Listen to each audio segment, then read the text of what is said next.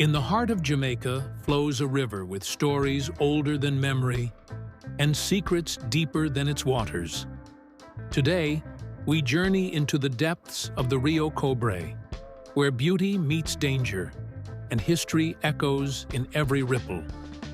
Nestled within the lush landscape of St. Catherine, Jamaica, the Rio Cobre River snakes its way through valleys and gorges, brushing past towns and secrets alike. Its name, River of Copper, is rooted in the Spanish word cobre, referencing the copper-tinted hue that sometimes reflects off its waters.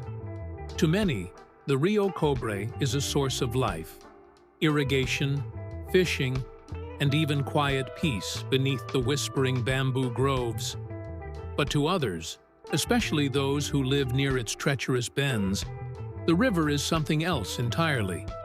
A force that can turn from gentle to deadly in the blink of an eye.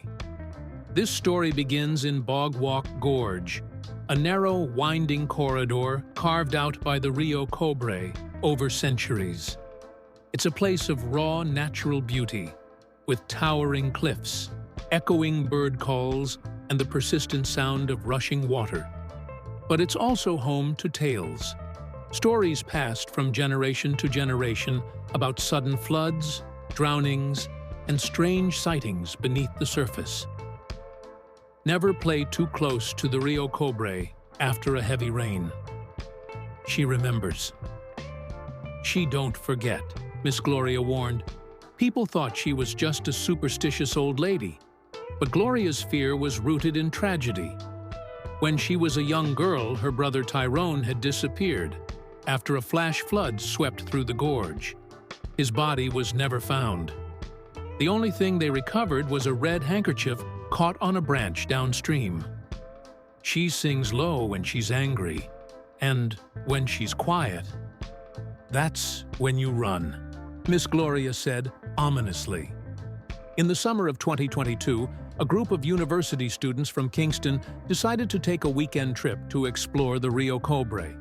They had seen videos online of the river's crystal-clear pools and wanted to film content for their social media. Among them was Jordan, a confident, city-born young man who scoffed at the warnings from locals.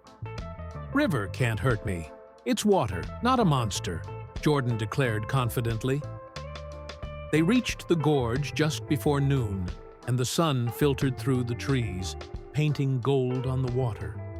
The group swam, climbed boulders, and even set up a drone to get aerial shots of the river winding like a serpent through the jungle.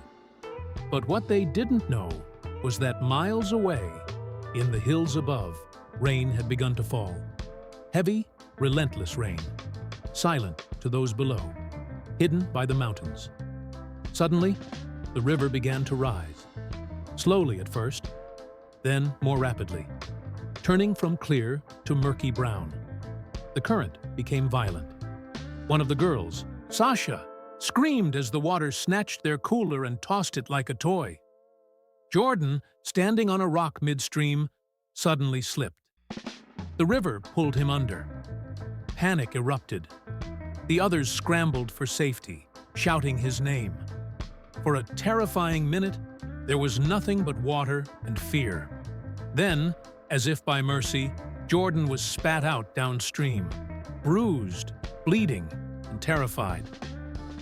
"It felt like something was holding me down, not the current. Like hands," Jordan admitted, shaken. The Rio Cobre is not just water and rocks, it is memory. During the days of slavery, it's said that the bodies of those who dared escape were thrown into its depths. Some whisper that the river cries for them during the night. Others believe their spirits still dwell there, protecting the innocent and punishing the reckless.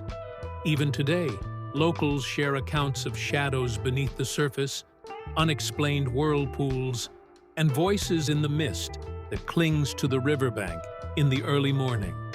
In 2020, the river made headlines again when chemical waste spilled into its waters, killing fish and sickening nearby residents. It wasn't the first time industrial pollution had threatened the ecosystem, yet somehow, the river always came back, as if refusing to be silenced, as if guarding the history it carries. A few months ago, a young pastor named Reverend Sinclair began organizing regular prayer walks along the Rio Cobre's banks. He believed the river was more than just a body of water. It was a spiritual artery through Jamaica's heart. His mission: to bless the river, to cleanse the land from past bloodshed and present danger.